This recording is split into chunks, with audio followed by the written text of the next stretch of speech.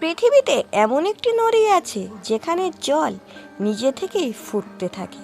এটা কোনো আগ্নেয়গিরির পাশে অবস্থিত নয়।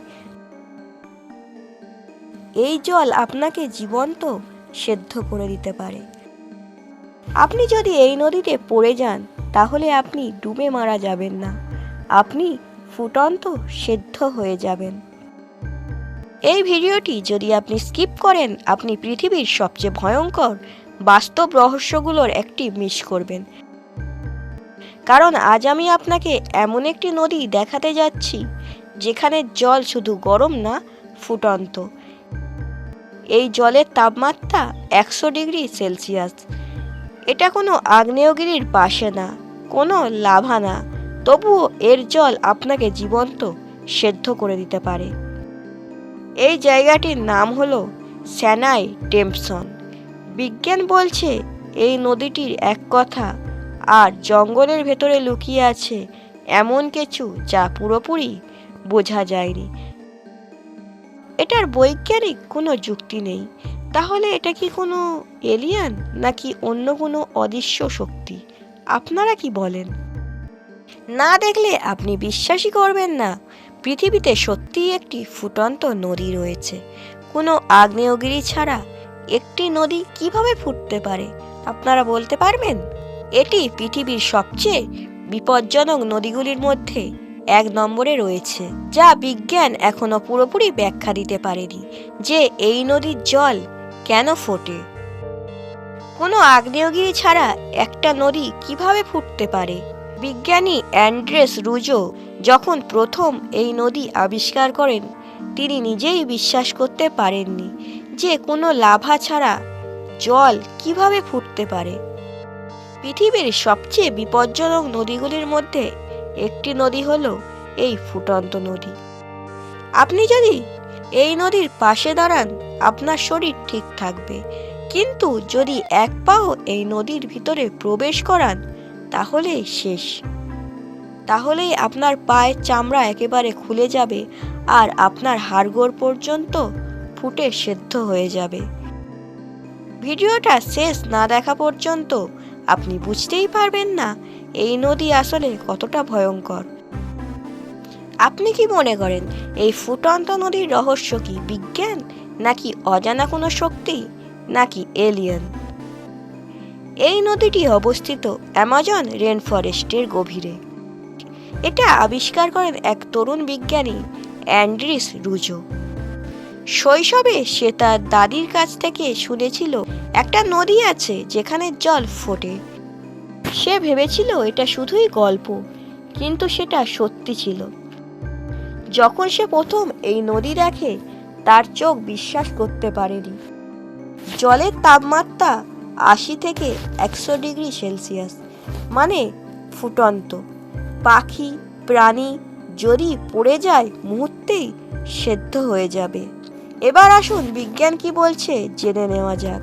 বিজ্ঞান বলে এই নদীর নিচে আছে ভূগর্ভস্থ ফাটল, যেখান থেকে গরম জল উঠে আসে।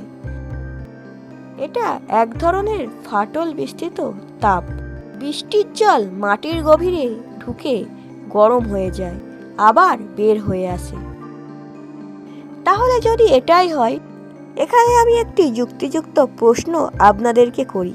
আচ্ছা বলতে পারবেন বৈজ্ঞানিক যুক্তি যদি সঠিক হয়, তাহলে এখানে একটি প্রশ্ন আছে যে এত গরম হওয়ার জন্য সাধারণত নদীর পাশে কোনো আগ্নেয়গিরি থাকা অবশ্যই প্রয়োজন।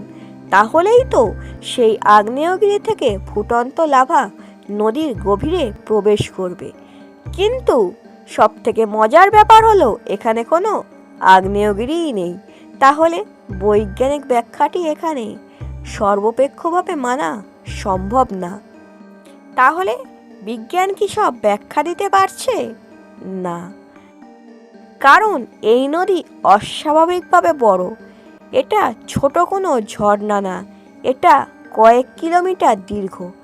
আর এর তলায় যদি ফাটলি থেকে লাভা বের হয় তাহলে আশেপাশে আগ্নেয়গিরি থাকা অবশ্যই উচিত, কিন্তু এর আশেপাশে কোনো আগ্নেয়গিরি নেই।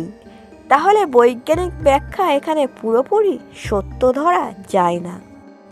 এবার স্থানীয় উপজাতিরা কি বলে, চলুন সেটা আজকে জেনে নেওয়া যাক।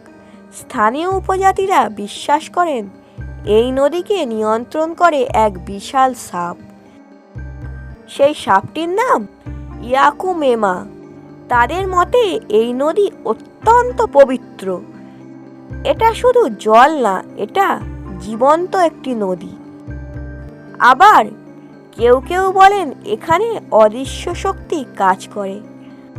আবার কেউ কেউ বলেন এখানে নিজে চোখে ইউএফও দেখেছেন।